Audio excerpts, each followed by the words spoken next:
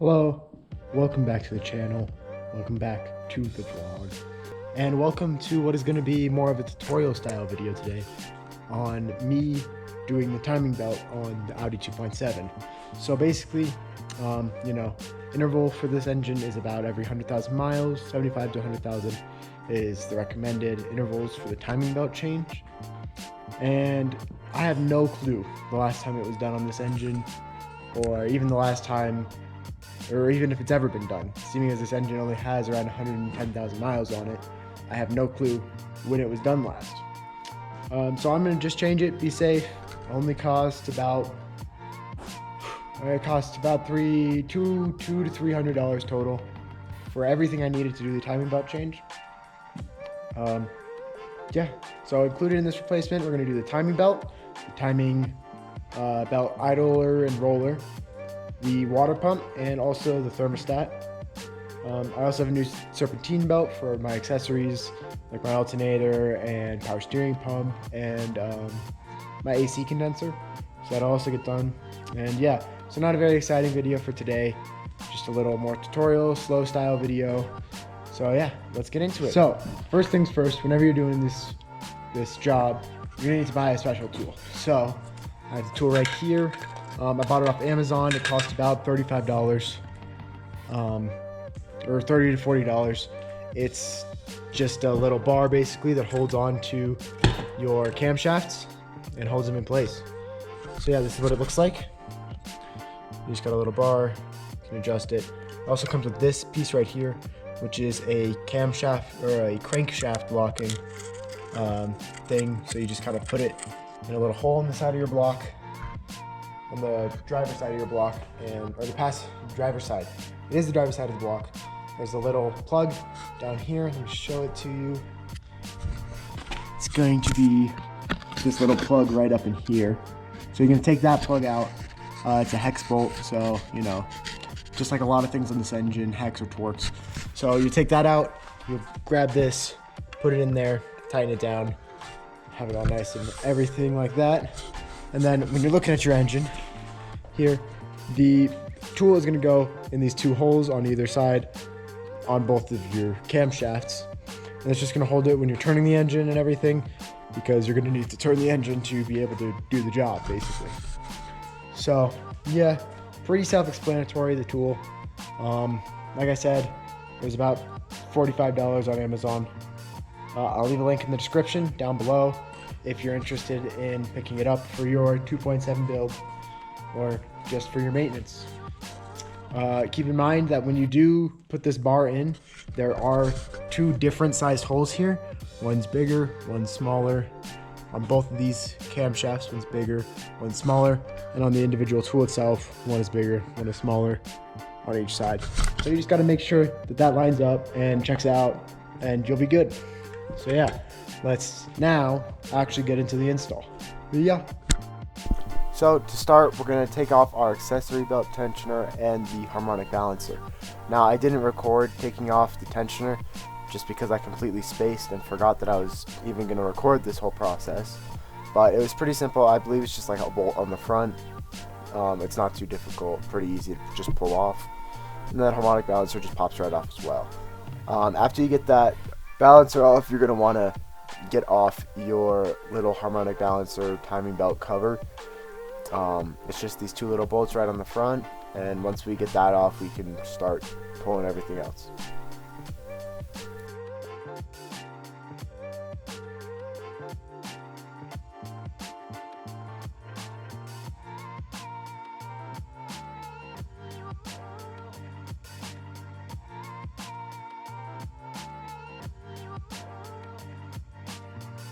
Okay, so next what you're going to want to do is you're just going to want to relieve the tension in the timing belt tensioner. It do take it a little bit slow. Don't really rush it because it's compressing the hydraulic mechanism in that little like silver cylinder right there. And then you're just going to want to stick a pin through it so it just holds it right there and prevents it from springing back up and putting tension back in the belt. When you're taking this belt off, I would recommend just taking your time, being careful, just wiggling back and forth on those sprockets, because once you get one of these camshaft sprockets off, the other one is pretty easy. but you know, it takes a little bit of wiggling, sticking your hands a little bit down in there. Not too difficult, but just try not to pull off your camshaft locking bar, because if you do that, then you might accidentally knock your stuff out of timing. It's a little more difficult than just knocking it out, but you do just want to make sure that bar stays on during this whole install if you possibly can.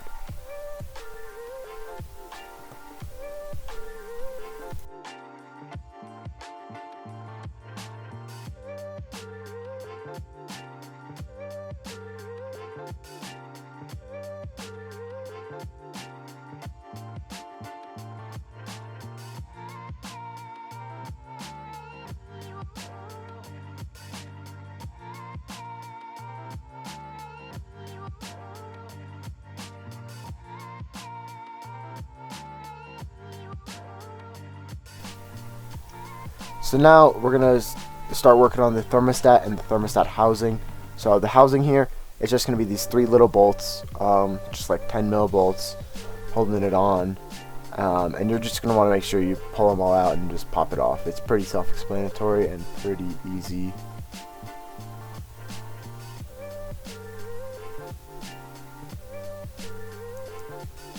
Also, when you're doing this, make sure you get the little hose on the side that I show coming up right here, just to make sure you can actually get everything off. It's not really necessary. You could leave it on and just like kind of wiggle it off to the side, but I wanted to pull mine off to be able to clean under it and in it and everything, because as you can tell, it's a little crusty, a little dusty. I just want to make sure it's clean. But yeah, just make sure that hose is off if you're planning on taking it all the way off, and then you can just pop it right off.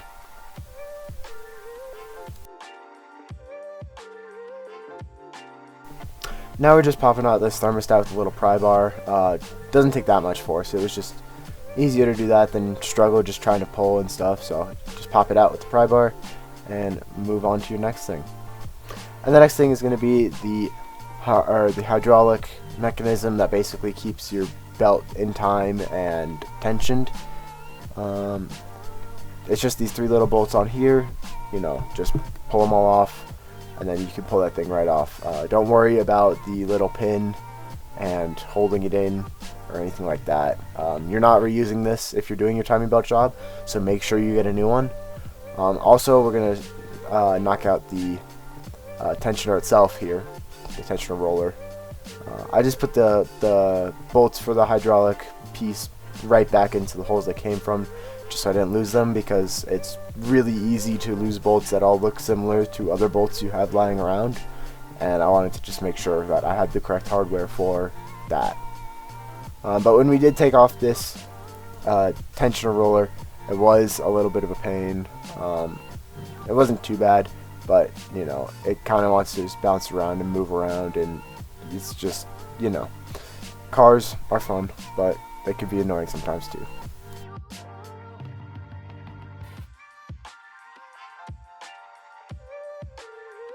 Okay, so now we're going to get this idler roller. It's just the 1 bolt. I had to use a breaker bar and have my dad come and hold the engine for me, because it was all kind of just moving around, even though it's on an engine stand and everything. So yeah, just make sure you get it. It was a little bit of a struggle to break loose and get it off, but yeah, still was able to get it. I'd recommend, like I said, a big breaker bar, because it's pretty torqued down and it's on there, especially if it's been on there for a while, which I imagine it would be if you're replacing it. But once you're done with that, just rotate your engine back to where you were working. It's kind of funny, but it makes sense. And then we're going to get the water pump is the next part. There's a whole bunch of bolts all the way around. I tried to show as many as I could right here, but I think I ended up finding a few extra. It's a little bit of a pain because there are that many bolts, and it's just a little annoying. This side was pretty self-explanatory, you know, just getting all the bolts one at a time. Just, you know, usually how it goes, just pulling them all off. Not too difficult, not any crazy issues or anything like that, where you're just able to break it all loose and get them all out.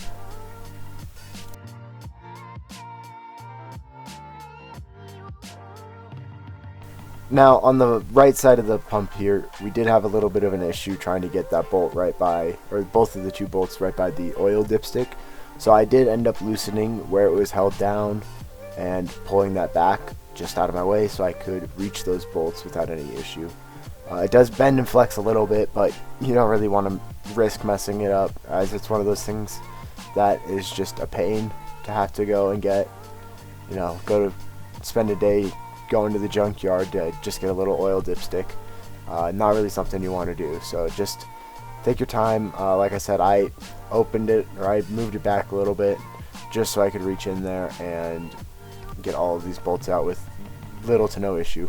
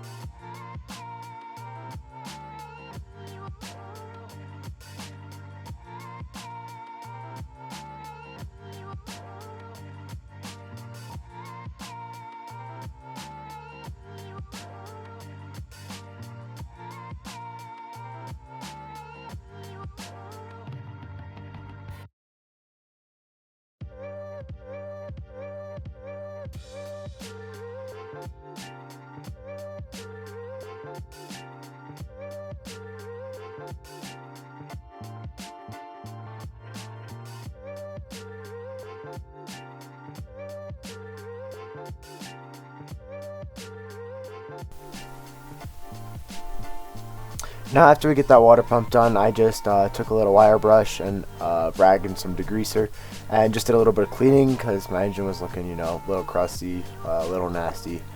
Not a huge deal. It wasn't like any real like oil everywhere or anything like that. I just like my things to go back into my cars nice, and so I spend a little bit of extra time cleaning them and making sure they look all pretty and everything. And it's also, why not clean it? It takes a little bit of time, but it's better than just leaving it all dirty, in my opinion, especially if you already have it all apart. It doesn't hurt to just take a rag, take some degreaser and a little wire brush and just clean up what you can.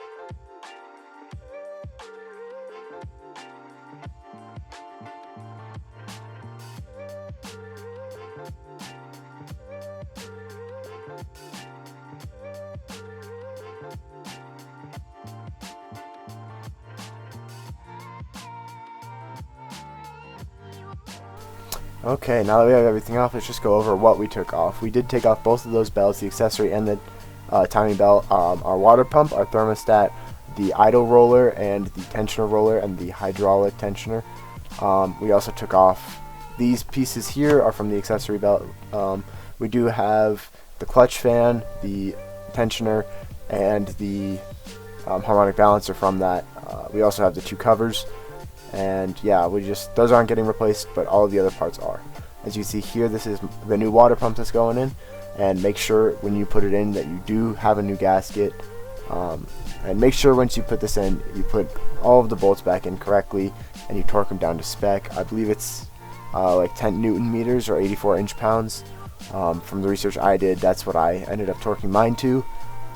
If you know something else, if you have done something else, let me know in the comments down below. You know, it doesn't hurt to know what other people have tried and done.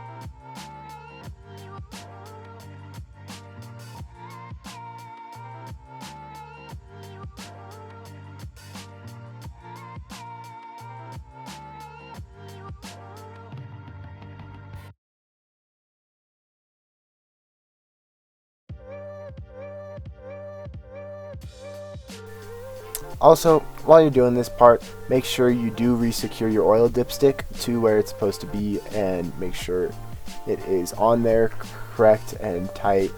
You don't want that just being able to just pull off if you were to just go to grab your dipstick. So just little things that you just want to make sure you do remember and correct and everything like that. Now we're going to put our idler roller bearing in here. It's just the one like 17mm bolt, I believe.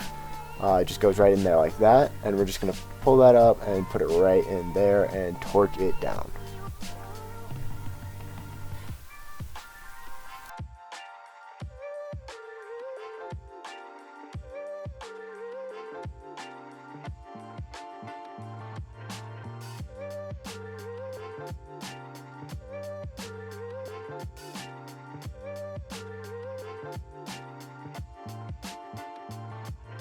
Moving along, we're going to put our tensioner roller back on. You know, make sure you have those washers on both sides. It's just the one bolt, so it's pretty easy to put back on. But while you are doing this, make sure it's correctly aligned with where the hydraulic cylinder piece pushes it to adjust.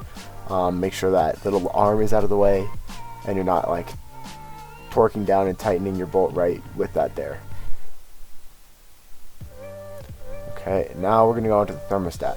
And just remember that when you're doing the thermostat, make sure that your O-ring is in front of the metal like lip that goes all the way around, and not on the part, or not on that lip, because like the gasket or the O-ring kind of has a little cutout in it, but it goes in front of, not over. But now, just throwing back on our little thermostat housing, just those 3 bolts, but make sure you do reconnect that hose that we took off earlier, because you're going to need it.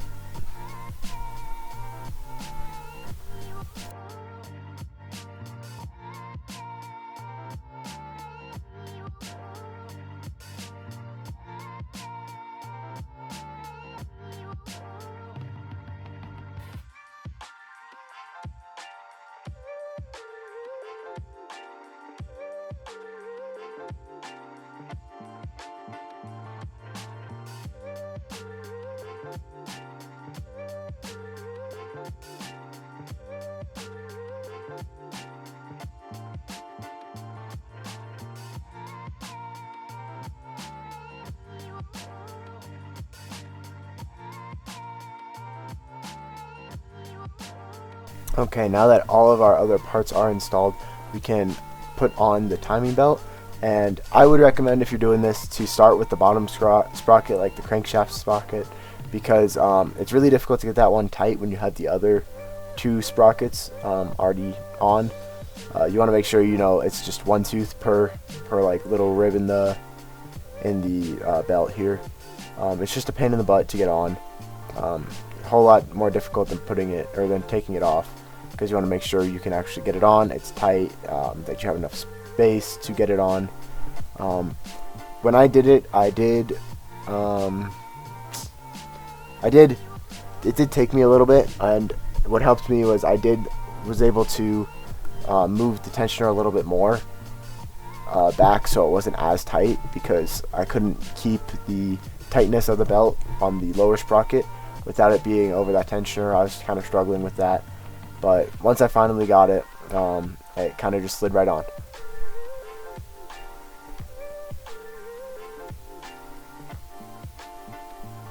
When you are doing this, just make sure you get it as tight as you possibly can.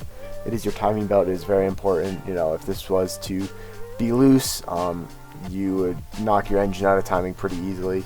And I mean, your water pump's also driven off your timing belt here, so you don't want any of those issues. They suck. So just make sure it's all nice and tight. Almost like no play in the belt once you get it on. But yeah, that's how you do the belt part.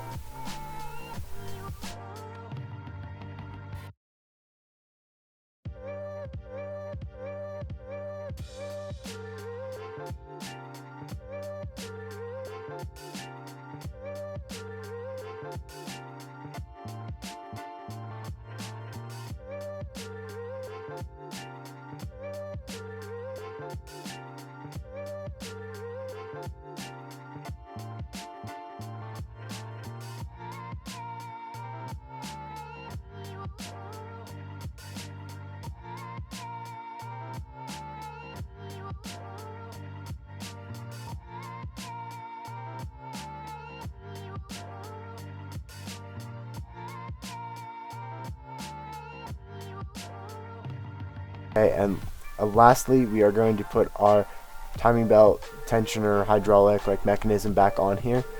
Don't pull that pin out when you pull it out of the box or anything like that. You want to keep that pin in until you have everything in and secure. Yeah, so we're just going to pull those bolts out that we put right back in there. And yeah, we're just going to put this on and tighten those bolts back down. And then we can go ahead and pull that grenade pin, as it is called.